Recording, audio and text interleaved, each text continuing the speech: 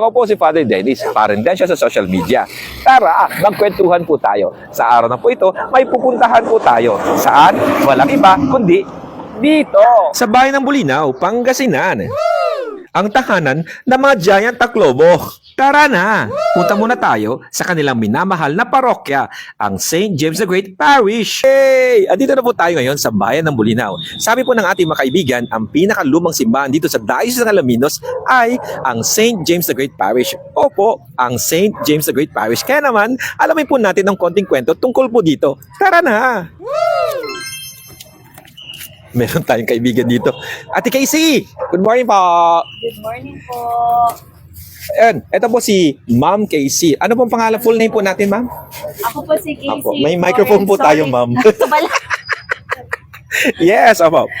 Okay, so ako po si Casey Florence Calundan at nandito po ako sa St. James the Great Parish. Parish. Yan, ito po ang pinaka-basic na kailangan po natin alamin mula po kay Ma'am Casey. Kailan ba nasimulan ang konstruktura ng St. James the Great Parish? Sino ang kongregasyon na nagpatayo ng simbahan na ito? At kung maaari, alamin din po natin ang pinakaunang parish priest na na-assign dito sa St. James the Great. Sister Mama, sino po mga yon?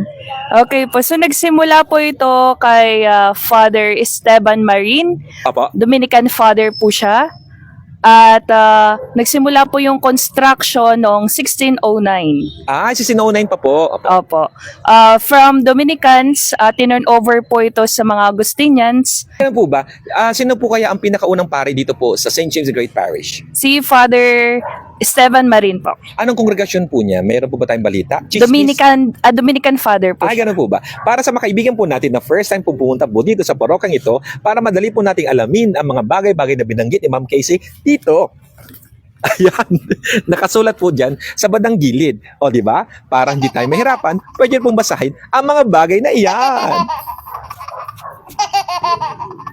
Hello! May konting trivia tayo. Ilang taon na nakakaraan ang isa sa mga sikat na issue tungkol po dito sa bayan po ng Bulinaw. Hindi actually issue, may konting kwento. Sa mga kaibigan po natin, kung napapansin nga po yung harapan po ng simbahan, makikita daw ang mukha ng ating Panginoong Hesukristo. Ito ay sumikat few years ago. Kaya naman, tingnan natin doon. Kapag nakaharap ka sa simbahan, sa bandang kanan, ayun, sa bandang taas. Ayan po muna ang ating kwentuhan sa bayan ng Bulinaw. Abangan ang part 2. Thank you po!